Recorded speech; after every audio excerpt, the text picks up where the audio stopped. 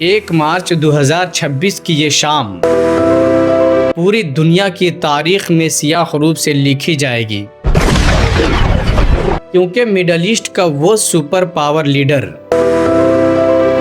آیت اللہ علی خمینی، جنہوں نے تقریباً 40 سال تک دنیا کا سپر پاور امریکہ اور اسرائیل کی آنکھوں میں آنکھیں ڈال کر بات کر رہا تھا، آج وہ اس دنیا میں نہیں رہے۔ پوری دنیا سے یہ خبریں آ رہی ہیں کہ امریکہ اور اسرائیل کی انتہائی خفیہ اور فضائی حملے میں ایران کا سپریم لیڈر آیت اللہ علی خمینی کی موت ہو چکی ہے۔ یہ خبر پوری دنیا کو ایٹمی جنگ کے میدان میں لا کر کھڑا کر رکھی ہے۔ لیکن سوال یہ نہیں ہے کہ یہ حملہ کیسے ہوا، سوال یہ ہے کہ اب ایران کا کیا ہوگا۔ کیا ایران کو دوبارہ ایسا سپر پاور لیڈر اور ماسٹر مائنڈ لیڈر مل سکتا ہے، یا کہیں اس سے زیادہ خطرناک معاملہ ہونے والا ہے؟ اور سب سے بڑا سوال جو آج پوری دنیا کے لوگوں کے ذہن میں گردش کر رہا ہے کہ ایران کا سپریم لیڈر آیت اللہ علی خمینی کی موت، کیا یہ دنیا کی ورلڈ وار 3 ہے، یا معاملہ کہیں اس سے زیادہ خطرناک ہونے والا ہے؟ آخر امریکہ اور اسرائیل نے ایران کا سپریم لیڈر آیت اللہ علی خمینی کو جان سے کیوں مار ڈالا؟ اس کے پیچھے راز کیا ہے؟ کیا ایران اپنے سپر پاور لیڈر کی موت کا بدلہ ایسا لینے والا ہے جو پوری دنیا کا نقشہ بدلنے والا ہے؟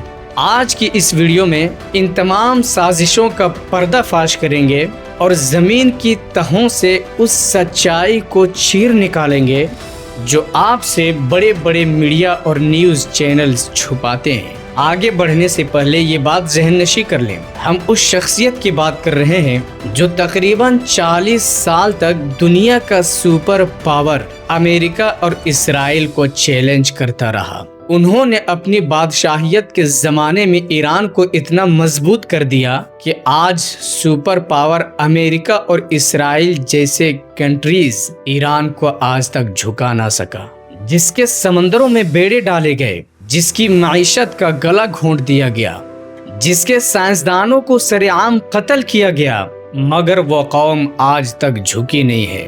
لوگ کہتے ہیں کہ ایران ایک ضد کا نام ہے، مگر میں کہتا ہوں کہ ایران لا الہ کی اس قوت کا نام ہے جس سے باطل کانپتا ہے۔ جس قوم کو ایک سوئی بنانے پر پابندیاں لگا دی گئی، آج وہی قوم ایسے میزائلز اور ڈرونز تیار کر لی ہے جو چند منٹوں میں دشمنوں کی موت کا گھاٹ اتار سکتی ہے۔ ایران کا کہنا صاف ہے کہ ہم پہلے حملہ نہیں کریں گے، لیکن اگر کسی نے چھیڑا تو پھر ہم ایسا بدلہ لیں گے کہ اس کی نسلیں یاد رکھیں گی۔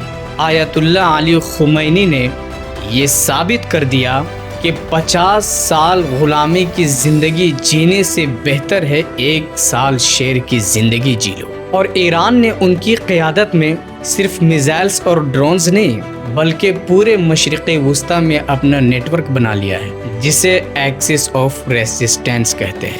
یعنی لبنان کی حزب اللہ ہو یا یمن کی حوثی ہو یا غزہ کی حماس ہو، ان سب کے پیچھے خمینی کی سوچ تھی۔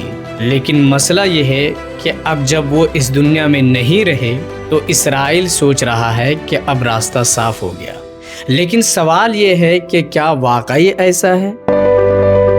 اب آتے ہیں سب سے بڑا سوال پر کہ ایران کو کون چلائے گا؟ اب ایران کا لیڈر کون بنے گا؟ کیا آیت اللہ علی خمینی کے بیٹے مجتبی خمینی ایران کا لیڈر بنیں گے؟ اگر آیت اللہ علی خمینی کے بیٹے مجتبی خمینی ایران کا لیڈر بن گیا تو پھر امریکہ اور اسرائیل کو پوری دنیا کے نقشے سے مٹا دے گا۔ لیکن سوال یہ پیدا ہوتا ہے کہ ایرانی عوام خاندانی بادشاہیت کو قبول نہیں کرتی ہے۔ کیا آیت اللہ علی خمینی کے بیٹے مجتبی خمینی ایران کا لیڈر بن سکیں گے یا پھر کوئی اور؟ اب ذرا گہرائی میں چلتے ہیں کہ امریکہ اور اسرائیل نے اتنا بڑا خطرہ مول کیوں لیا۔ اس کے پیچھے 3 سب سے بڑے راز ہیں۔ ان میں سے پہلا ہے ایٹمی بم کا خوف۔ اسرائیل جانتا ہے کہ ایران ایٹمی بم بنانے کے بہت قریب پہنچ چکا ہے۔ اگر ایران ایٹم بم بنا لیا تو پھر ہمیں ایک نہ ایک دن اس دنیا کے نقشے سے مٹا کر رہے گا۔ اسرائیل یہ سمجھتا تھا کہ اگر میں ایران کا سپریم لیڈر آیت اللہ علی خمینی کو جان سے مار ڈالوں گا اور جب ایران میں افراتفری کا ماحول ہو جائے گا تو پھر میں ایران کے ایٹمی پروگرام کو ہمیشہ کے لیے ختم کر سکتا ہوں۔ دوسرا سبب ڈالر کی دشمنی ہے۔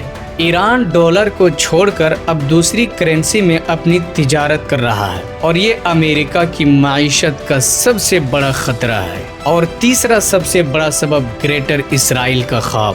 کچھ ماہرین کا کہنا ہے کہ اسرائیل ایران کو کمزور کر کے اپنی سرحدیں پھیلانا چاہتا ہے تاکہ وہ ایک دن فلسطین کو دنیا کے نقشے سے مٹا سکے۔ لیکن سوال یہ ہے کہ کیا یہ جنگ صرف بارود کی ہے یا پھر یہ ورلڈ وار 3 کی شروعات ہے؟ ایک طرف امریکہ اور اسرائیل اور وہیں دوسری طرف روس اور چین ایران کے پیچھے کھڑے ہیں۔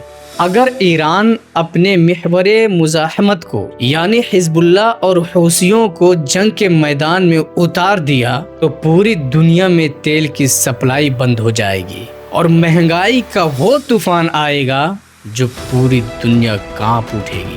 کیا ہم دنیا کے ایک ایسے نقشے پر کھڑے ہیں جہاں اسرائیل مزید طاقتور ہوگا یا پھر ایران ایک ایسا جوابی حملہ کرے گا کہ امریکہ مشرق وسطی کو چھوڑ کر بھاگنے پر مجبور ہو جائے گا؟ لیکن اب میرا سوال آپ سے ہے کہ کیا ایران کا نیا لیڈر اپنے سب سے بڑے دشمن امریکہ اور اسرائیل کو ویسا جواب دے پائے گا یا پھر ایران اندرونی طور پر کمزور ہو جائے گا؟ اپنی رائے کمنٹس میں ضرور دیں کہ کیا ایران کو دوبارہ ویسا ماسٹر مائنڈ لیڈر مل سکے گا یا پھر ایران اندرونی طور پر کمزور اور بکھرتا چلا جائے گا؟